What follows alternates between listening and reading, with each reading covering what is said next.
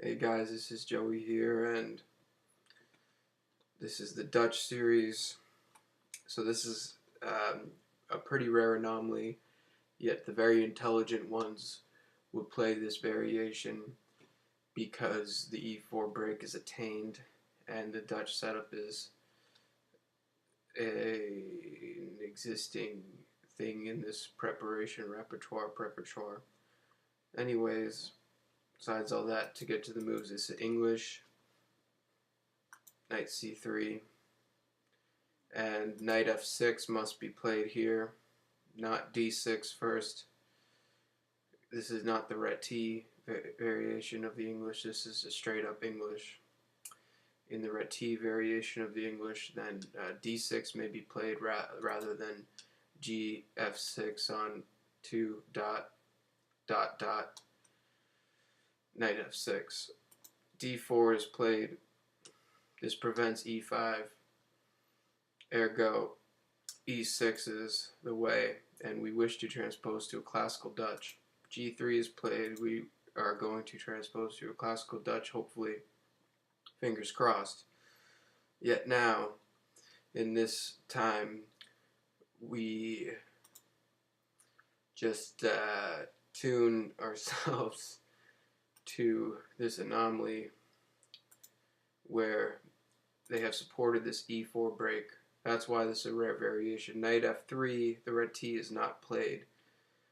Ergo, this is an opportunity for them to have a time of it on the e-file. And that's why we play this rare variation, and we always take f6 first and then with the f-pawn, and the e4 break is attained, and now we have to play d5 here. So that's way to go, and here we go. Do do do do do do do do do do do do do do do do. Now most players will play bishop g2, and we can take, and we have an advantage here because we have a pawn.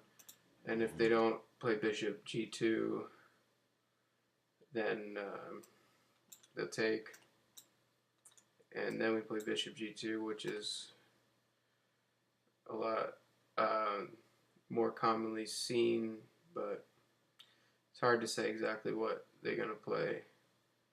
And now c6, and actually we're up half a pawn. So again, it's in English, and just to wash over the sequence one more time, it's rare because the knight is not on f3, so the bishop on g2 can support this, and then I would consider this the main line just out of a human logical perspective. We're up half a pawn, so that's good, you know.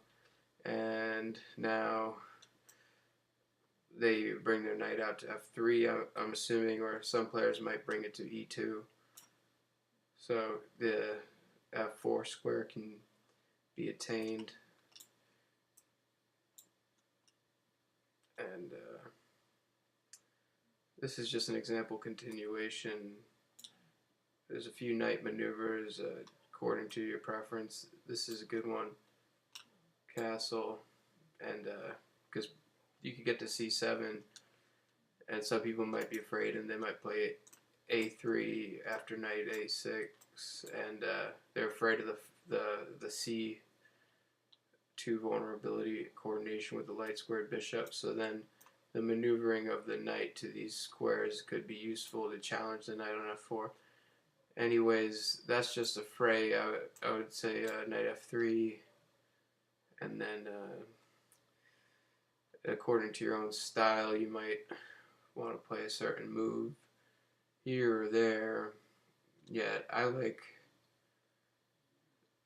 this bishop move a lot because you can move knight a6 and then threaten the coordination on c2 after castling, it discourages this rook move, and maybe they get a knight on e5, yet is it really doing something? That's up for you to decide. Say they do, then we can either, if we do this, or if you don't like the knight on e5, then play knight d7. But obtaining a knight on e5 isn't always the best play when they can't coordinate that with their other pieces. So, like, what's that knight actually doing, one would ask. Anyways, maybe you want to see just out of perspective when the knight can't get there. We play bishop f5, castle, and then knight d7, and we're able to challenge this. And then they try to have a time of it on the e-file. And as a fine distinguishment, just to add this detail towards the end of the video, on the knight e2 move shown here, then this e5 is not possible because the knight can't move from e2 to e5. That's an illegal thing. So then knight a6 is probably wonderful, and then when the knight comes to f3, knight to d7, covering the e5 square. And then just to go over the sequence again for repetition's sake of this main line. Bishop b1's probably sick, but I doubt people would play it there. So they go bishop d2, and bishop here, bishop f4 is coming. And it's different from the red T because the e4 break is attained. And the red T variation in the other videos, on that one you can play d6, and you want to attain e5 in a go. And if they play d4 stopping it, then you can play this. And notice how the knight hasn't been played on 2 ... 2 ... was d6 because it's a red T, and the knight is blocking any bishop g2 supporting an e4 pawn break because they want to have a time of it on the e-file. Once they open the e-file in a certain way, it's really hard to defend. So that's the way to get around this, and that's number 2 in the Dutch series. It's a rarefied analysis, and it's a super rare continuation, but you don't want to have any chinks in your armor of your preparatory, because if you have any chinks in your armor of your preparatory, then one might be able to take advantage of it. Can you dig it? So we're going to have all of our scales on our dragon covered, and there's not going to be one black spot where they're going to be able to shoot an arrow through and kill us. So another video will come, many more of this series.